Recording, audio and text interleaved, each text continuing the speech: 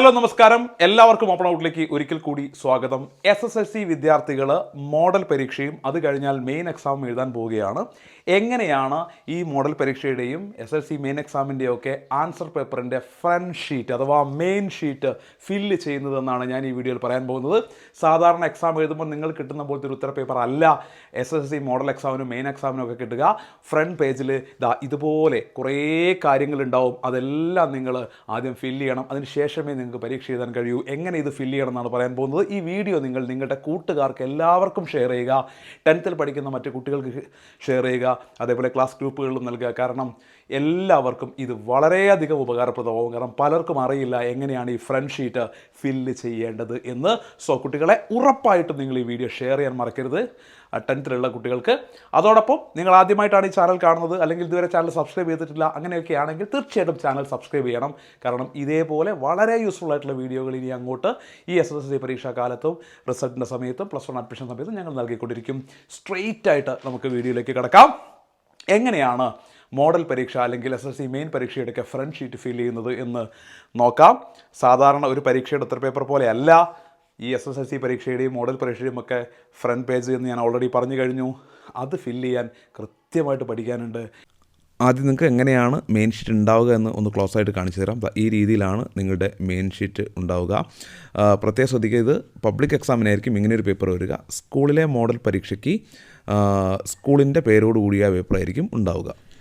ഏറ്റവും ആദ്യം നിങ്ങൾ ഫില്ല് ചെയ്യേണ്ടത് നെയിം ഓഫ് എക്സാമിനേഷൻ്റെ പേര്, പരീക്ഷയുടെ പേര് എന്ത് എന്നുള്ളതാണ്. അതിൻ്റെ തൊട്ട് താഴെ തന്നെ കൊടുത്തിട്ടുണ്ട് ആസ് ഇൻ ദി ക്വസ്റ്റ്യൻ പേപ്പറിൻ്റെ മുകളിൽ കൊടുത്ത പോലെ തന്നെ നിങ്ങളോട് എഴുതാനാണ് പറഞ്ഞിരിക്കുന്നത്. നിങ്ങൾ കിട്ടിയ ക്വസ്റ്റ്യൻ പേപ്പറിൻ്റെ മുകളിൽ പരീക്ഷയുടെ പേര് കൃത്യമായിട്ട് കൊടുത്തിട്ടുണ്ടാവും.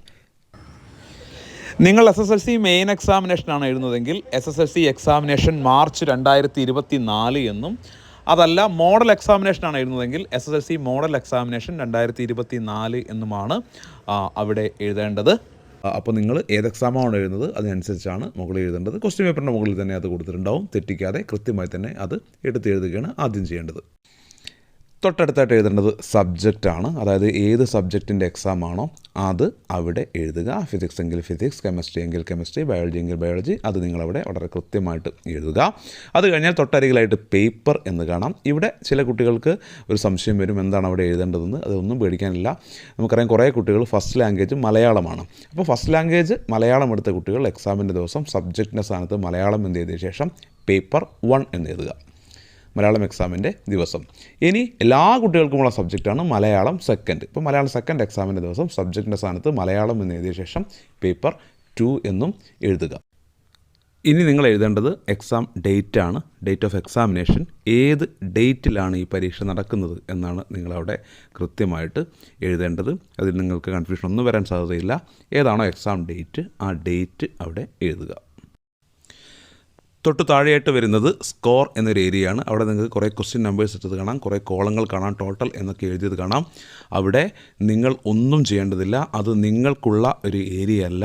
അവിടെ എഴുതേണ്ടതും അവിടെ ഫില്ല് ചെയ്യേണ്ടതും നിങ്ങളുടെ ആൻസർ ഷീറ്റ് നോക്കുന്ന ടീച്ചേഴ്സാണ്. അവർ നിങ്ങളുടെ ആൻസേഴ്സ് നോക്കിയ ശേഷം ഓരോ ക്വസ്റ്റിനും എത്ര മാർക്കാണോ നിങ്ങൾ സ്കോർ ചെയ്തത് അത് ഈ കോളങ്ങളിൽ എഴുതുകയാണ് ചെയ്യുക. അതുകൊണ്ട് തന്നെ നിങ്ങൾ ഒരു കാരണവശാലും ആ ഒരു സ്കോർ എന്ന് പറയുന്ന ഭാഗത്തോ അതിനവസാനമുള്ള ഗ്രാൻഡ് ടോട്ടൽ എന്നോ സ്കോർ അവാർഡ് എന്നോ ഒക്കെ കൊടുത്തിരിക്കുന്ന ഭാഗങ്ങളിലോ ഒന്നും ഒരു കാരണവശാലും ഒന്നും ഫില്ല് ചെയ്യാൻ പാടില്ല. അത് പ്രത്യേകം കുട്ടികൾ ശ്രദ്ധിക്കുക. ഇനിയാണ് ഈ മെയിൻ ഷീറ്റിലെ ഏറ്റവും പ്രധാനപ്പെട്ടതും നിങ്ങൾ ഏറ്റവും അധികം ശ്രദ്ധയോടുകൂടി ചെയ്യേണ്ടതുമായിട്ടുള്ള ഒരു ഏരിയ വരുന്നത്. അത് രജിസ്റ്റർ നമ്പർ ഓഫ് കാൻഡിഡേറ്റ്, അതായത് നിങ്ങളുടെ രജിസ്റ്റർ നമ്പർ എഴുതാനുള്ള ഭാഗമാണ്. ഒരു കാരണവശാലും നിങ്ങളിവിടെ തെറ്റുകൾ വരുത്താൻ പാടില്ല. രജിസ്റ്റർ നമ്പർ തെറ്റ് എഴുതാൻ പാടില്ല. നിങ്ങൾക്ക് ഇതിനോടകം തന്നെ ഈ എക്സാമിന് വേണ്ടി ഒരു രജിസ്റ്റർ നമ്പർ സ്കൂളിൽ നിന്നും തന്നിരിക്കും. ആ രജിസ്റ്റർ നമ്പറാണ് നിങ്ങൾ അവിടെ എഴുതേണ്ടത്.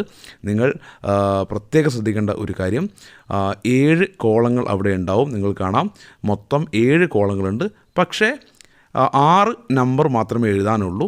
ഞാനൊരു ഇമാജിനറി നമ്പർ എഴുതുകയാണ്. 6401119. അതായത് മുകളിൽ നിങ്ങൾ എഴുതേണ്ടത് അക്കങ്ങളിൽ തന്നെയാണ്, നമ്പേഴ്സ് തന്നെയാണ്.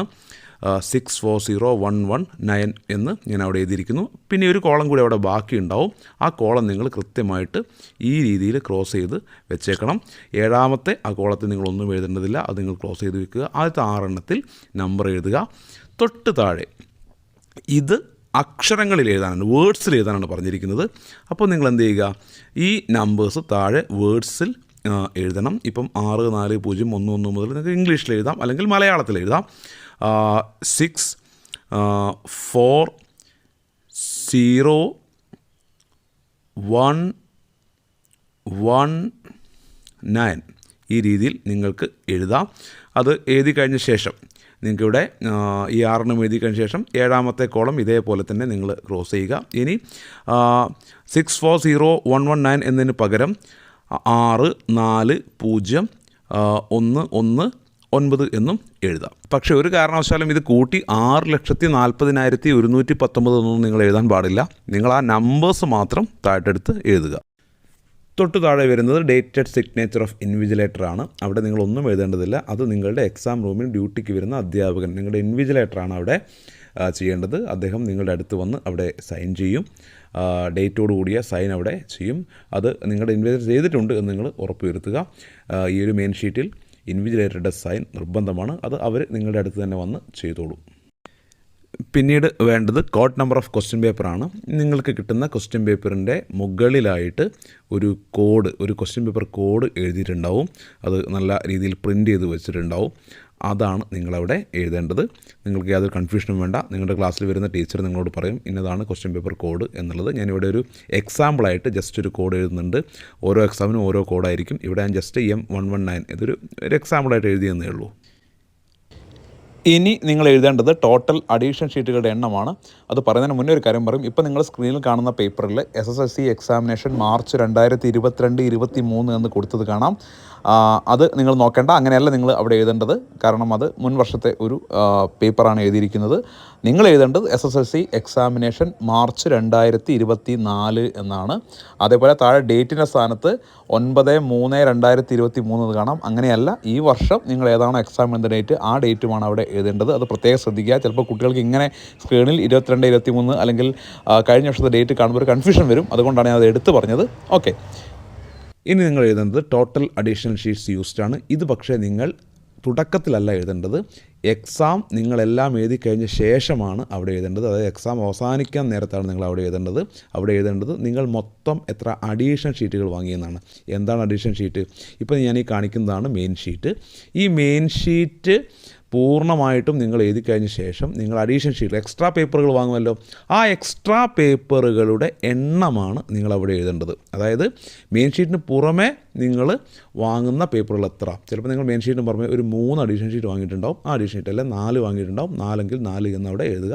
ഒന്നെങ്കിൽ 1 എഴുതുക. ഇനി ഒന്നും വാങ്ങിയിട്ടില്ലെങ്കിൽ നിങ്ങൾ ജസ്റ്റ് ഒരു ഹൈഫൺ ഇട്ടാൽ മതി. ചില കുട്ടികൾ ആകെ മെയിൻ ഷീറ്റിൽ എഴുതിയിട്ടുണ്ടാവും.